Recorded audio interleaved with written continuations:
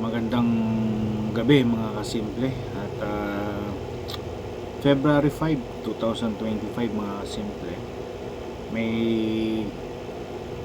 mga nangyari sa ating bansa na hindi natin expected ngayon nila gagawin. Ang sinasabi ko mga kasimple ay yung nangyari ngayon sa Kongreso. Okay, nakuha ng mga nag-file ng impeachment complaint against sa kay Sara Duterte, kay Vice President Sara Duterte, yung boto na kanilang inaasam o para ma-impeach ang isang government official o presidente, vice president o whatever na position. Nakuha nila yung 250. Ang 1/3 lang ito, 100 megit, 105, 113. Basta ganoon. Pero nakuha nagpasa ng impeach against kay Vice President Sara Duterte. Anyway, sa aking pananaw, kung yan ay nakapasa sa plenaryo o sa mga sa kongreso, it's mean meron tayong aabangan. Siyempre ipapasa na sa Senado yan. So for that matter, tanggapin natin kasi bakit pumirma yung mga congressman? Siguro may nakita silang grounds o whatever kung bakit sila nahikayat o bakit sila pumirma. So nasa saligang batas naman yan na kailangan dumaan sa masusing proseso ang impeachment. Hindi basta-basta magpasa, hindi basta-basta mag-complain. So silang nakakaalam niya kung sila may merito yung impeachment complaint. Aabangan natin kung anong gagawin naman ng Senado mga kasimple, sapagkat ito'y hindi basta-bastang senaryo o pangyayari sa ating bansa. Kung hindi, ito'y magiging history na mga kasimple. So yung mga nasa Senado at sa Congress, sila ang uukit niyan, sila ang magde-decide, sila yung magiging hukom. So tayo mga mamamayan ay maghihintay kung anong mangyayari. Kung hindi man pumasa, tanggapin natin. Siguro hindi sila nakakita ng merito o mga matibay na ebidensya sa kaso ng ating Vice President. Tanggapin natin. Pero kung sila man ay pumabor o kinatigan yung impeachment complaint against sa ating Vice President, sundin natin, tanggapin natin mga kasimple, sapagkat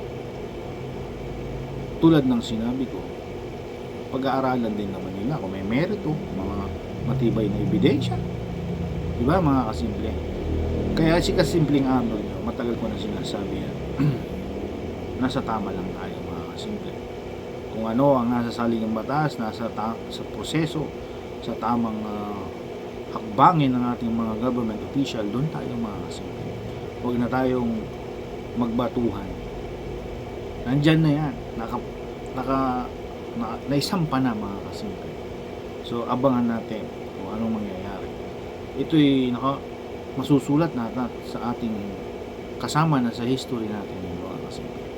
Ang magiging papel na lang nating mga mamamayan ay tanggapin kung ano man ang maging kahinanatnan ng impeachment complaint against Vice President Sara Duterte.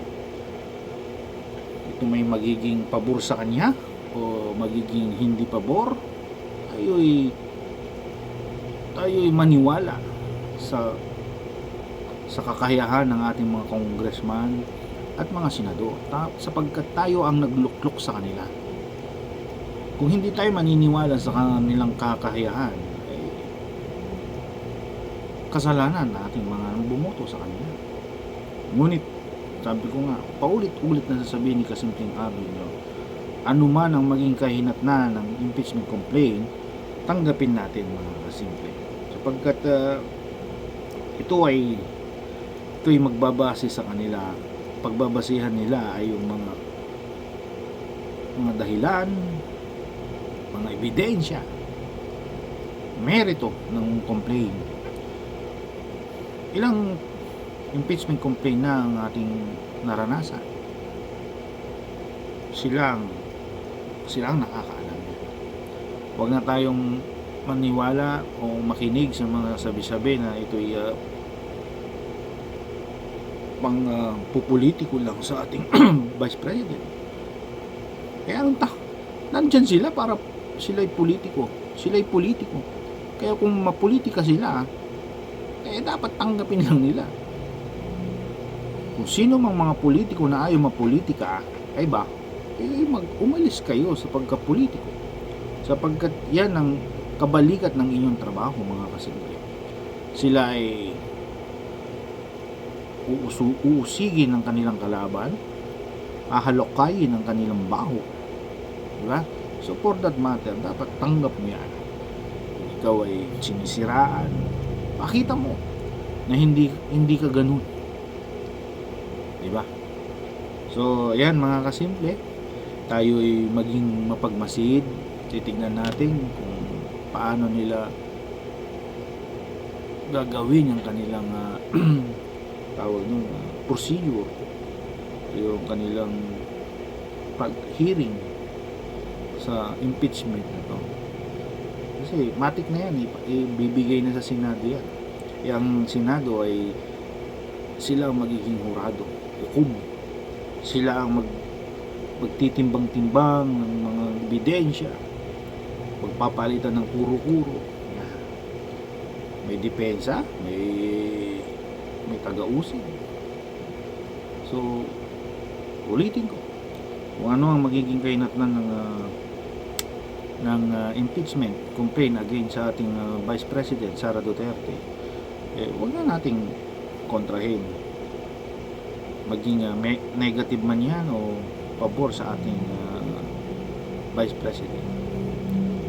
So ayan na, siguro na mababawasan na ang rally na nananawagan na impeach si Sara, sapagkat andyan na, pumasa na sa Kongreso.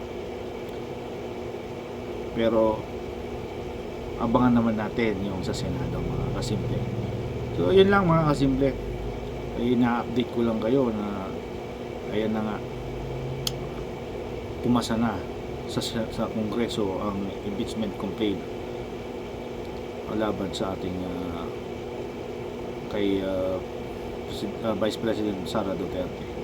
So maging mapagmasid lang tayo. Abangan lang nyo kung ano yung mga i-update ko pa sa inyo, kung anong mangyayari sa ating bansa, sa politics, sa social media. Ayan, babalitaan ko kayo mga kasimple. So for that matter, ingat kayo lagi mga kasimple. God bless. Bye-bye.